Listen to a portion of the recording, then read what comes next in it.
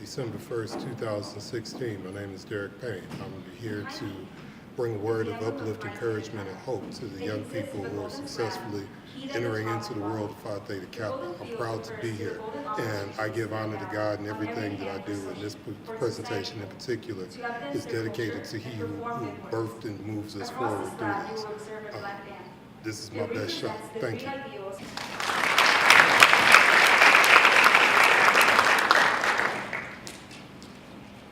This evening, we are pleased to have Mr. Derrick Payne with us. Professor Payne has served at Centro College in the Department of Communication and Math since 2005.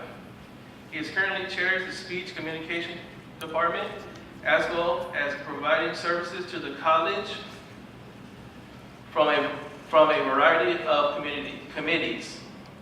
He is the driving force behind LMJ Creative Communications, a communications consulting firm that specializes in presentations, workshops, and seminars for educational and community organizations that need a push to get to the next level. A native of St. Louis, Missouri, Derrick graduated from Howard University with degrees in political science and economics. He also has a master's degree in communications from Southern University in Baton Rouge, Louisiana. Derrick loves to spend time with his family and friends. He is a musical soul who loves to read and write and hopefully improve his golf game. He's an active member of the Omega Psi fraternity, Fellowship West Baptist Church, and is deeply committed to making a difference in those lives of the less fortunate. Join me in welcoming Professor Derrick Payne.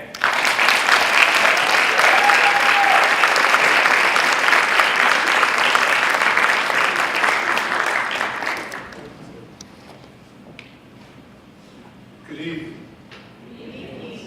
Privilege and pleasure to be up here this evening. I first want to start with what's closest to my heart.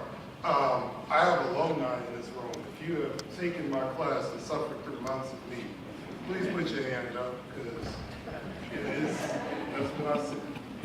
So it is good to know, good to see, good to fear, good to acknowledge that the motivation for what I do is looking at me. And I am investing in you, and I am believing in you, and I am supporting you. And as I've told you in class, I want you to hurry up and get jobs so I can beg. One of you is going to be rich and famous, and your professor needs a job. I'm here to talk about Phi Theta Kappa, and I've learned some things about Phi Theta Kappa in preparing for this presentation. I know a lot about fraternity life. I am currently bossilus of the 6th largest chapter of Omega Psi Phi in the world.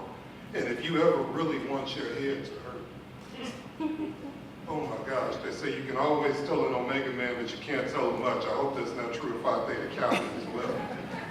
But fraternity life, I've learned over my years, is for exceptional people. And to be honest, the more people are in the fraternity, the less value it has. It should be difficult to obtain. We have people that are concerned about grade inflation. If everybody gets a good grade, then what's the point in having grades at all? So understand that what you are sitting here about to embrace is the byproduct of your vigor. It's the byproduct of your sacrifice. It's the byproduct of your hard work. For those that are new to our campus or new to Phi Theta Kappa, a couple of things. Established by Missouri 2-year college presidents in 1918. That's almost 100 years. Phi Theta Kappa Honor Society serves to recognize and encourage the academic achievement of 2-year college students and provides opportunities for individual growth and development through honors, leadership, and service programming. Don't laugh, you're going to be old one day. It's going to be a little bitty right. I don't know if you know this or not, but they put it in your program so you wouldn't be frustrated later. It provides opportunities. It does not give you anything. Does that make sense? and I'm speaking to the people that are about to be initiated, it just gives you a shot. It doesn't give you anything else. This organization, like everything else in life, is what you make it. And you have the opportunity to build it into something beautiful. And my prayers are with you as you strive to figure out what that is. I am not a member of Phi Theta Kappa. They're smart enough not to put me in. So I can tell you about what fraternity life has meant to me. And in doing that, I reflected on the words of Walter Mazik, who joined Omega Psi Phi fraternity in 1913 and taught us that the value of fraternity life is not in numbers, but in men, in real brotherhood. Brother Mason said 8 men thoroughly immersed in the true Omega spirit are far greater assets than 80 with lukewarm enthusiasm. A little bit about not just fraternity life, but organizational behavior. All the people on your team are not on your side. Does anybody really think about that sometime? I'll say it in a way that may make sense. All your people ain't your kinfolks. Right? Everybody is not happy that you're here. This is people that are deeply frustrated by their efforts to pull you backwards, and here you are not only in college, but Phi Theta Kappa in your way to the front of the group. I made up a verb. Communication. Phi Theta Kappa in your way to the front of the group. Those people that are currently members of Phi Theta Kappa, you think you got 115 new members, don't you? Silly rabbit. No, you don't. No, you don't. Some of these people you will never see at a meeting, right? It's the last time you hope you get some work out of them tonight, right? Some people are going to bullet point it on their resume, and that's what they wanted, and that's what they paid for, and that's what they're here for. You've got to acknowledge that. But for the people who are really immersed in it, you have the responsibility of giving them an organization that they can be proud of. Be an organization that people want to support with enthusiastic love. You shouldn't have to ask them 4 times, okay, can you come to the meeting, can you support the project? Because they should be so turned on by being part of this that they should be asking you. I know we have a meeting Tuesday, can we have another one Friday? Can you create that organization? Yes, you can. For my new members, hopefully, and this is really bizarre sounding, but work with me. I hope that you find it harder to be in Phi Theta Kappa than it was to join Phi Theta Kappa. If this organization is harder to join than it is to live out, then I'm not understanding why you pay for this, right? It should be harder. Phi Theta Kappa should carry with it a burden, a responsibility. All of your teachers should see you now and go, oh, Phi Theta Kappa, you think I want exactly 2 pages of a 2-page essay? Oh, you think I'm going to be flexible about you halfway doing part of the work? No, if I know you're Phi Theta Kappa, I'm going to be up under your chin. I am demanding excellence from you, and I know you can do it. Phi Theta Kappa wouldn't put you in if you couldn't do it. So once you join, you need to create an organizational brand that goes before you and lingers after your departure. What are your goals? What are your goals? You have to be able to articulate your goals. Those people that have worked with me know I'm big on what's the plan, what's the end game. What are your goals? Number 1, graduate. Phi Theta Kappa, that's pretty gay. Graduate. There is nothing that makes us happier than to see you walk across the stage and let's put a degree in your hand. Being here is cute. Being out of here with a degree is great. Not only do you want to graduate, you want to graduate in a reasonable amount of time. There's no need to walk around here for 5 years earning a 2 degree. It's not going to impress anybody on the other side of our fence. You got to have a plan for what you're going to do, and every day has to be a move forward. There is no neutral when you're Phi Theta Kappa. You have to develop marketable skills. What does that mean? You have to learn how to do something that people will pay you to do.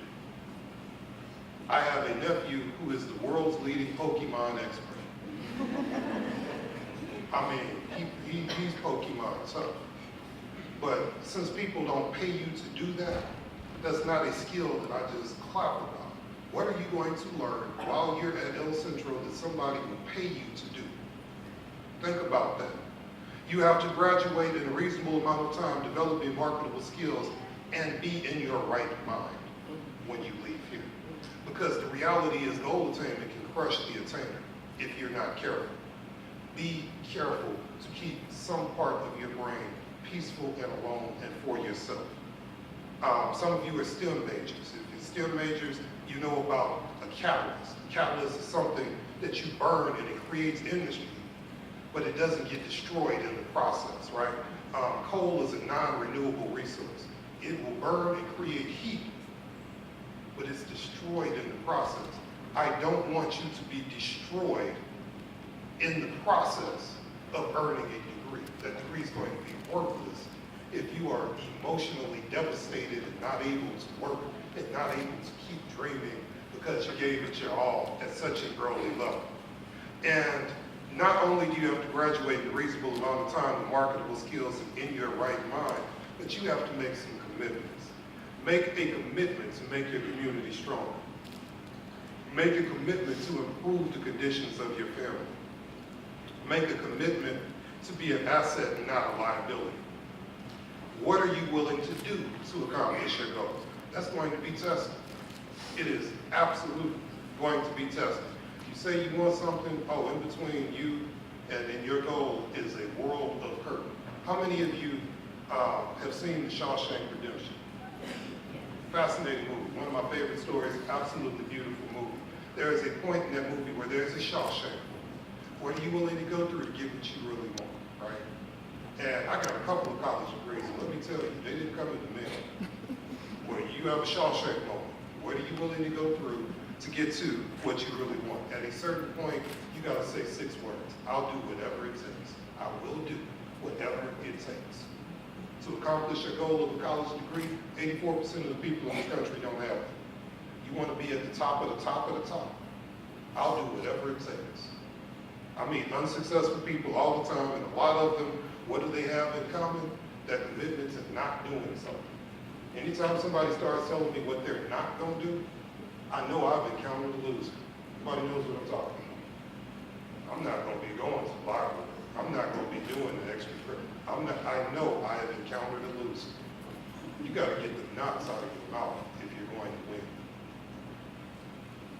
Are you willing to suffer more than other people chasing the same goal? Right? I should get a lot more head nods than one, JJ. Are you willing to suffer more? Because I know people that, and that's our biggest, I'm almost 50, and that's our biggest concern about the generation behind us. Anybody in my group know that we have some suffering involved, right? Wasn't easy, wasn't fair, wasn't free. We have some suffering involved.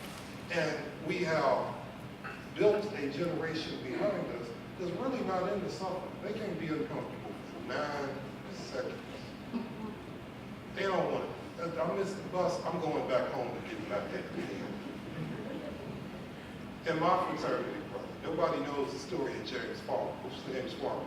James Farmer was born in Pensacola, Florida in the late 1900s, early 1900s, 1904, 1905. Wrote a letter to Boston University in 1919 and said, I would like to go to your college. And they wrote him a letter back, not knowing he was African American, and said, sure. What did Mr. Farmer do? He walked to Boston. From Pensacola, Florida. He walked to Boston. 3.5 months. He walked to Boston. Mama and Daddy put some chicken in a box, kissed him on each cheek, said a prayer, and he walked to Boston. Don't ever let me hear about you going back home because you missed the train. Don't ever let me hear about you. It's raining, I can't make it to class. Don't ever let me hear about you say, I got off work late. I think I'll skip class. Don't ever destroy the spirit of James Farmer by going back to sleep when people sacrifice and people like you go to college. Don't do it. Nothing will chain you in place more than pursuing your goals and simultaneously declaring what you're not going to do. Nothing. When you want to succeed more than you want to breathe, you'll be all right. one or two more things before I take my seat. And I tell people this, I know Terry has heard me say this on multiple occasions, so I'm going to frustrate him by saying it again. Tell me who your friends are, and I can reasonably predict how much money you're going to make next year. Let that drip in. Tell me who you hang around with, who you associate with, and affiliate with, and who you spend your precious time with. And I can reasonably predict how much money you're going to make next year. You never see a group of pigeons with an eagle in the middle of it. It's unnatural. It defies the laws of nature. Look to your left, look to your right. These are exceptionally successful people. That's why they're in here with you. That's why you're going through this ritualistic ceremony together. You need each other. You need somebody else that is not going to be happy to get a 94. And you telling your friends, I got a 94, and they saying, I didn't even go to class. 94, where's my 6 points? That's the Phi Theta Kappa spirit, and that's why you need each other. That's why you need each other. Second to last point, don't let the opinion of other people formulate your reality. Stand up and show the world you're free. Be demanding of yourself. Embrace what you can't even see yet, right? Push yourself. There's people that don't believe in you. And, right? There's people that don't believe in me. And 2016 has been an extraordinary year for me. Extraordinarily complicated year for me. I've suffered a lot of loss. I've buried 2 of my mentors, 3 of my mentors. I have, people I looked up to as heroes. You know, I was the world's biggest Muhammad Ali fan because when I was 8 years old, that was like the baddest dude on the planet. I ain't never think he was going to die. And he's with the ancestors now, right? I came out of high school in 1985. Can I tell you how much Prince meant to people from my group? I ain't never think he was going to die. I was walking around the high school with a purple trench coat on. Some of y'all laughing, it was you too. So put it on me. That was more than just me. I remember some of what you, but wow, we're seeing transition, and we're seeing loss, and we're seeing changes, and we're seeing that things that we thought of as solid concepts are shifting. And so my encouragement to you is to get to the point where you can join them with a smile on your face. Right? Live your dreams. Take some concepts and make them mean something. I can tell you as new members of Phi Theta Kappa, it's not what you're going to get, it's what you're going to have to give up. You've got to give up 3 things for it, right? Number 1, you have to give up the concept of free. Nothing in the world is free. Nothing. Frederick Douglass adroitly said, you don't get everything you pay for, but you will certainly pay for everything you get. College is free? No, it's not. Because how much money did you not go make while you were sitting in the classroom? Nothing is free. Take it out of your mindset, take it out of your vocabulary and your attitude. Easy. Nothing is easy. Easy is relative to the individual. Does that make sense? There are people in this room that think calculus is easy. And I can't count past 10 with my shoes on. There's people in this room that wonder how I can sit down and write 18 pages in 2 hours. Well, just do it. The easy is relative to the person, right? So there are some things that will always be easy to you just because you work real hard at them. And there's some things you never gonna get. And it's okay. So get rid of free, get rid of easy, and the last one, get rid of fair. Be glad it's not fair. Thank the God that you serve, that there is no such thing as fair. It doesn't exist. It's a dodo word. It's no fair. If it was fair, every time you went 1 mile over the speed limit, you'd get a ticket. But you don't complain about it's not fair when it's benefited you, right? I promise you, you're going to win more than you're going to lose. But you will suffer some losses, and the successful person never complains about it. It's not fair. Good. Good. Keep moving. Move on, my people, move on. Before I take my seat, was riding down here today, and people that know me know that I can't sing, right? I play drums in a band, and the goal was to get me to not be heard, right? They would literally do mic checks. Can you hear him now? Yeah, I can still hear him. Move the microphone. Okay, test it. You ready? Yeah, can you hear? I mean, you know, we can't sing. But as a person who's been a musician and a frustrated musician, if I had Oprah money, I would just make music and not even fool with this kind of stuff. I get inspired by music sometimes in a way that can only be described as divine. I was driving down here and heard a song, just what came up on the iPod, that I need to share with you. Michael Masser and Linda Creed wrote this song in 1977. And wow, it's what I need to leave with you tonight. The lyrics say, I believe the children are our future. Teach them well and let them lead the way. Show them all the beauty they possess inside. Give them a sense of pride to make it easier. Let the children's laughter remind us how we used to be. Everybody's searching for a hero.